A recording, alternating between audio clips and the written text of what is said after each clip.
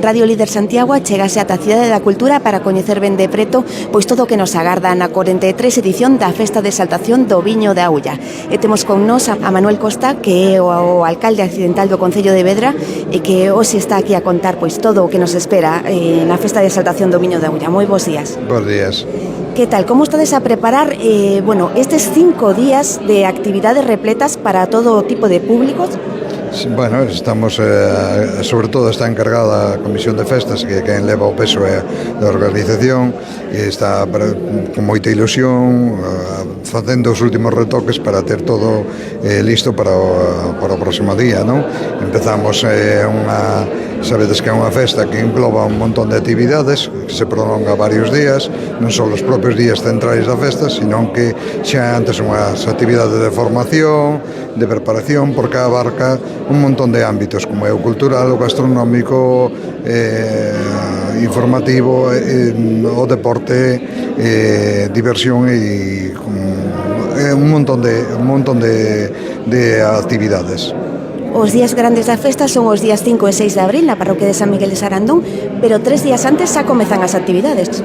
Evidentemente, como vos decía, 3 días antes xa hai unhas xornadas técnicas, que é un elemento que xa é tradicional para a celebración da festa, que procuramos sempre ter algo innovador, algo que interesa potenciar, 3 persoeiros relevantes en distintos ámbitos que teñan que ver ca cultura do viño, desde o seu cultivo, a súa produción, a exportación, ao produto elaborado, non? Entonces é algo que ten moito éxito, que ten xa un funcionamento consolidado e que normalmente se cubren todas as plazas que se ofertan. Case medio século de vida desta festa e agora xa polo distintivo de festa de interese turístico galego.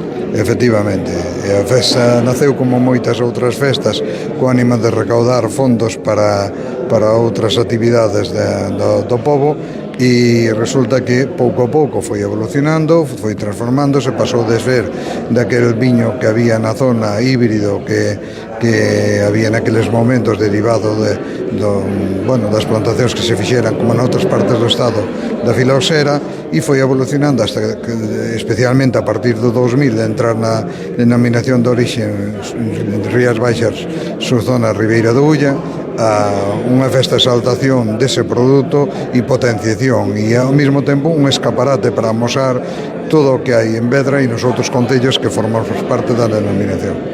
Bueno, viño, pero un montón de actividades tamén, na que se potencia a gastronomía, o turismo. Sí, contanos un pouco. A verdade é que é unha festa moi completa, temos unhas xornadas técnicas tanto para os viticultores como para os consumidores, temos a visita a unha adega, temos unha ruta mototurística, unha ruta de coches antigos. Este ano, como novidade, temos unhas catas comentadas por todas as adegas que participan, e temos as actuacións musicais, que este ano, a verdade é que rachamos co cartel e non pode ser millor. Actividades para todos os públicos. Para todos os públicos, hai para rapaces, para mozos, para os mozos da nosa idade, para xente maior. A verdade é que hai un cartel para todos os públicos e para todas as aficións, para o viño, para as coches, para as motos, para as festas, para o pulpo, hai de todo. E que ten que facer a xente que está interesada en inscribirse, pois nesas rutas enoturísticas ou en algunha das catas comentadas? Pois mira, temos a información está toda nas nosas redes sociales, temos un periódico, unha programación, iremos vendo. Nas rutas hai un número de información no que se poden anotar, tanto para de motos como para de coches.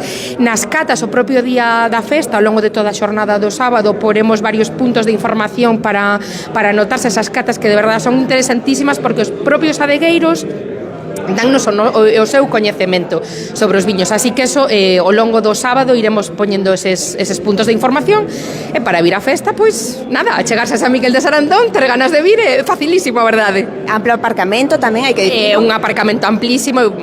Quero pensar que a maior parte da xente xa coñece San Miguel de Sarandón, o campo de festa tan grande que temos, o aparcadoiro que temos, os pulpeiros, a xente, a verdade é que é unha festa que ben repite.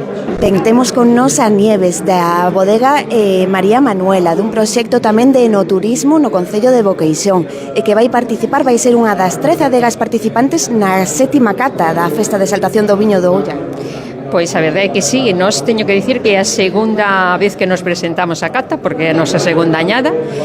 É unha añada feita en lías, 13 meses en lías, levaduras neutras, sulfitos poucos, bueno, que a facemos con moito cariño. Manuel, vostede é un dos representantes do Albariño Lixeles, que é unha adega que está na parroquia de San Miguel de Sarandón, onde é a festa da exaltación do viño da Ulla, no concello de Vedra. Sí, así é. Estamos no lugar de Ximonde, en San Miguel de Sarandón. Cantos anos leva participando vostede na cata concurso? Bueno, desde que se empezou a festa do viño de Ulla participamos todos os anos. O que pasa que desde que estamos coa marca Lixeles levamos desde o ano 2020 participando. O sea, este é o quinto ano. Cantos anos ten a súa adega? A miña adega xa é moi antigua, pero desde que temos a marca Lixeles 5 anos. Sí.